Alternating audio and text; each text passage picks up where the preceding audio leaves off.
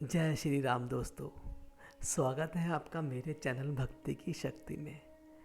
आज हम पाठ करेंगे रावण के जन्म की कहानी के बारे में। जी हाँ, राम और रावण के बारे में तो आपने सुना ही होगा। तो आज हम बात करेंगे रावण के जन्म की। चलिए शुरू करते हैं नाम लेकर। जय श्री राम, जय श्री राम, जय श्री राम। रामचरितमानस में गोस्वामी तुलसीदास लिखते हैं कि रावण इतना शक्तिशाली था कि उसने बहुत से देवताओं को बंदी बना के अपने दरबार में रखा था और ये सभी हाथ जोड़कर खड़े रहते थे। रावण जितना दुष्ट था उसमें उतनी ही खूबियां भी थी। शायद इसलिए कई बुराइयों के बाद भी रावण का महाविद्वान और प्रकांड पंडित माना जाता था। रावण का इरादा था कि वो संसार से भगवान की पूजा की परंपरा को ही समाप्त कर दे, ताकि फिर दुनिया में सिर्फ उसकी ही पूजा हो। रावण जब भी युद्ध करने निकलता तो खुद बहुत आगे चलता था और बाकी सेना पीछे होती थी। उसने कई युद्ध तो अकेले ही जीते हैं। रावण ने यमपुरी जाकर यमराज को भी युद्ध में हरा दिया था और नरक की सजा भुगत रही जीवात्माओं को मुक्त कराकर अपनी सेना में शामिल किया था। आइए जानते हैं रावण और उनके पिता, नाना और पूर्वजों की कहानी के बारे में। शुकेश के माल्यवान, सुमाली और माली नामक 3 राक्षस हुए। तीनों ने ब्रह्मा जी की तपस्या करके यह वरदान प्राप्त कर लिया कि हम लोगों को कोई पराजित ना कर सके। वर पाकर वे निर्भय हो गए और सुरों असुरों को सताने लगे। माल्यवान के 7 पुत्र हुए और सुमाली के 10 पुत्र हुए। माली के अनल, अनिल, हर, संपाति नामक 4 पुत्र हुए। ये सब बलवान और दुष्ट प्रकृति के होने के कारण ऋषि मुनियों को कष्ट दिया करते थे। उनके कष्टों से दुखी होकर ऋषि मुनिगण जब भगवान विष्णु की शरण में गए तो उन्होंने आश्वासन दिया कि हे ऋषियों, मैं इन दुष्टों को अवश्य ही नाश करूंगा।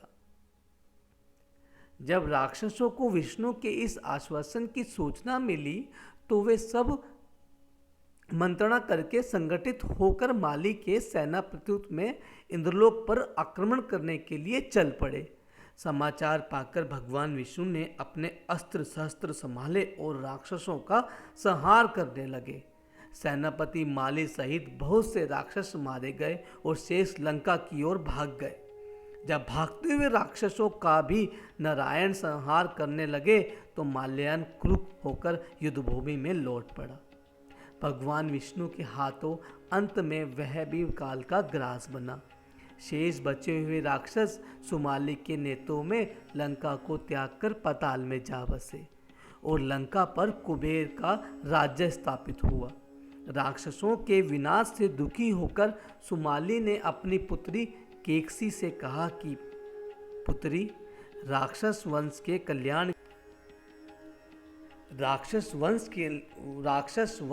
कल्याण के लिए मैं चाहता हूं कि तुम महर्षि विश्रवा के पास जाकर उनसे पुत्र प्राप्त करो। वही पुत्र हम राक्षसों के देवताओं से रक्षा कर सकता है। पिता की आज्ञा पाकर केकसी विश्रवा के पास गई। उस समय भयंकर आंधी चल रही थी। आकाश में मेघ गरज रहे थे।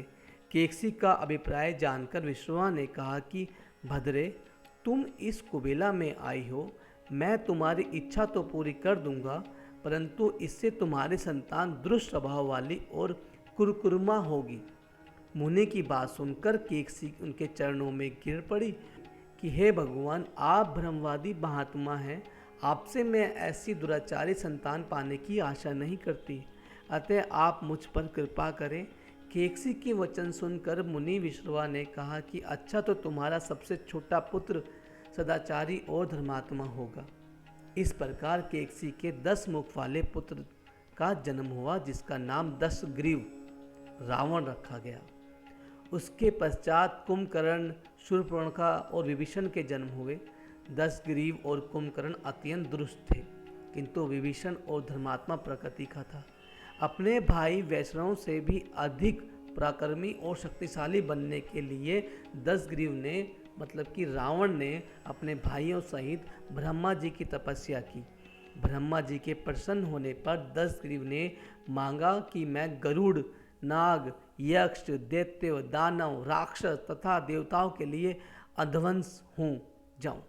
रावण रावण ने मनुष्य से इसलिए नहीं कहा क्योंकि वो मनुष्य को कमजोर तथा बलरहित समझता था। ब्रह्मा जी ने तथास्तु कहकर उसकी इच्छा पूरी कर दी।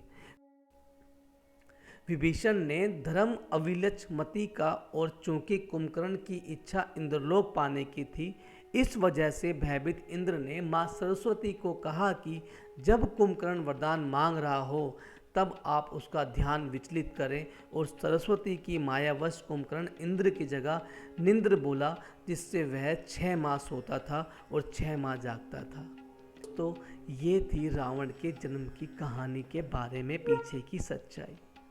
आप लोगों ने नाम सुना होगा रावण का, लेकिन उसके पीछे की जानकारी शायद ही आपको होगी। तो आशा करता हूँ आज का पाठ आपको बेहद पसंद आया होगा, और आपको धन्यवाद कहना चाहूँगा आपने मेरी वीडियो पूरी सुनी। आगे की ऐसे ही धर्म से जुड़ी हुई वीडियो देखने के लिए मेरे चैनल पर बने रहे। अब आपसे आज्ञा लेना चाहूँगा, तो नाम लीजिए। जय श्री राम, जय श्री राम, जय श्री राम।